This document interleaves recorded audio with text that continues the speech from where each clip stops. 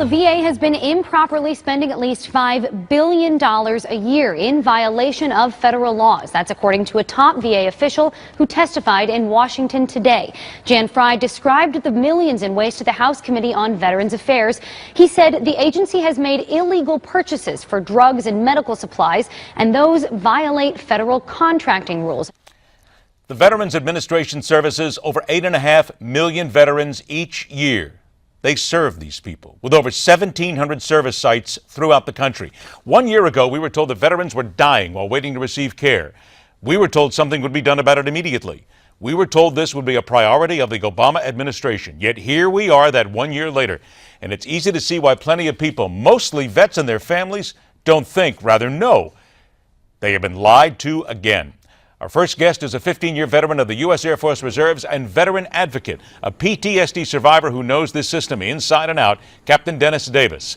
Also joining us is the president of the Coalition to End Veteran Suicide, a fighter for veterans' rights issues, Bruce Landsberg. Gentlemen, I want to thank you both for joining us today.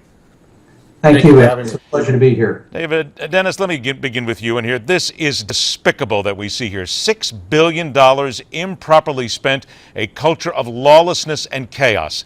Do we really need to say that this is an administration failure, or who actually has failed to get this done in a year's time?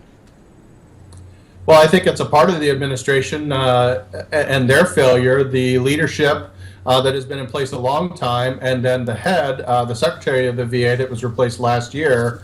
I think that they own this, and they own this going back for quite some time. Many of the VA employees, the senior level VA employees, have been there for years and years and years, decades, and they own this. They work harder to collect their bonuses and to hide the issues than they do to actually follow the rules. They're completely unaccountable, and they need to be held accountable. Bruce, I guess the other side of this is that the VA was so desperately mired in its own troubles, in this culture of lawlessness and chaos, as I pointed out here, that you simply can't fix it in a year. What we're talking about here may need a decade or more to fix. Is that fair?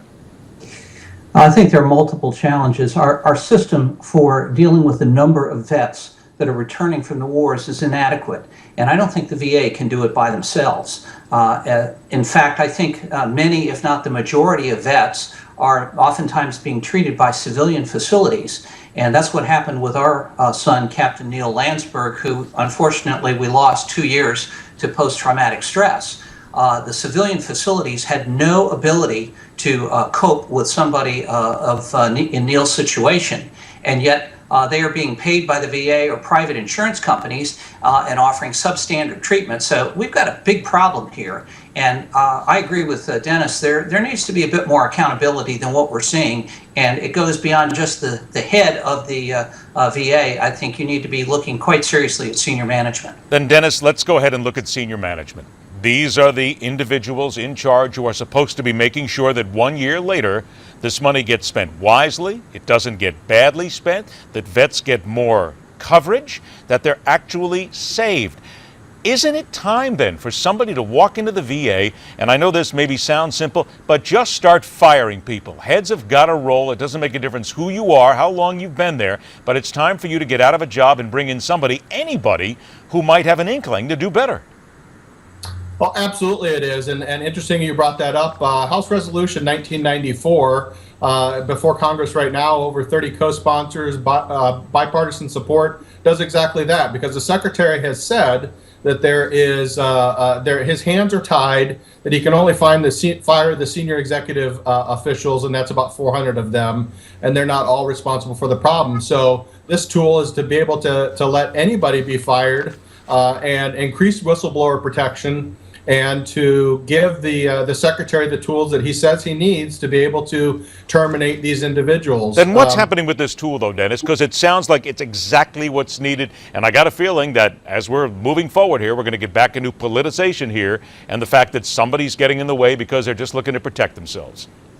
Well, it has broad bipartisan support in the House, and also in the Senate is gaining steam. There's a companion bill there. It also has support from outside organizations. I believe the Legion, VFW, Concerned Veterans for America, and other groups are on board with it, and I think it'll pass both houses, and hopefully the president signs it. But it is the one of the single greatest things that we can do is to be able to empower so that there are no more excuses and people can be held accountable. And if they're not, they're going to be going. Bruce, can we really, though, even if we get the bureaucracy out of the way, if we manage to get this bill through, if we manage to start firing people, can we really save men and women coming back right now, today? Because it'll still take time to be able to get them the medical treatment they need. I know people who haven't seen doctors in years.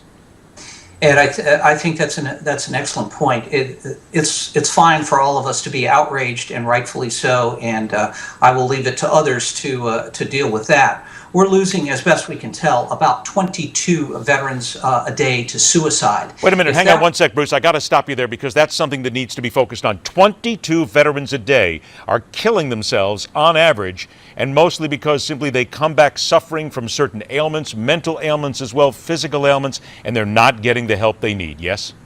Right. And if that were happening on the battlefield, if we were losing 22 soldiers a day in combat, there would be massive efforts to fix it.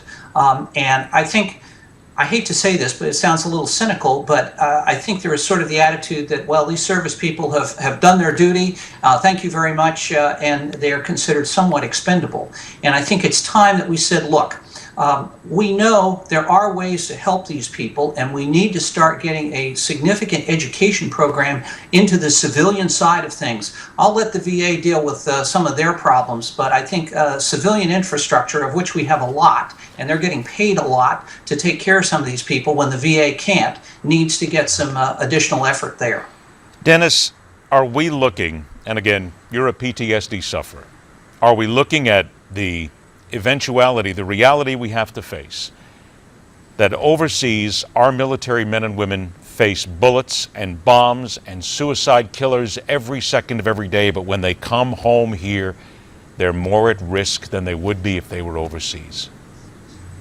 They are more at risk, but they're more at risk because we have better technology today, and in previous conflicts, these people have died. So they're coming home, and we have exacerbated numbers of people that have post-traumatic stress through their military service. That's not the exclusive place to get it, but through their service that previously would have died. So we need to ramp up the capabilities both at the VA and in the private sector. And I'm speaking to you as somebody that has waited 16 months. I'm still in waiting. I filed a congressional investigation into it. They tell me they haven't seen me because my records haven't shown up yet. My records are 2 miles away at my previous duty station, my current duty station, and there's no excuse for it. I've gotten treatment on the outside, but there are a lot of people that wouldn't get that kind of treatment, and we have to hold the VA accountable. It's going to take time, but every step of the way, we need to force their decisions in going back to serve the veterans, not serving the VA, putting the veterans first. I've only got 40 seconds left. Dennis, haven't we held them responsible already and accountable, and they're not doing anything?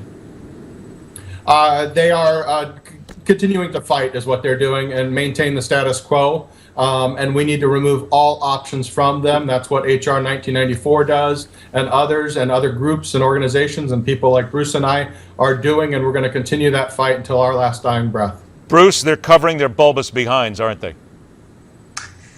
I think you could say that. I think we need to broaden this out and get the civilian medical community help.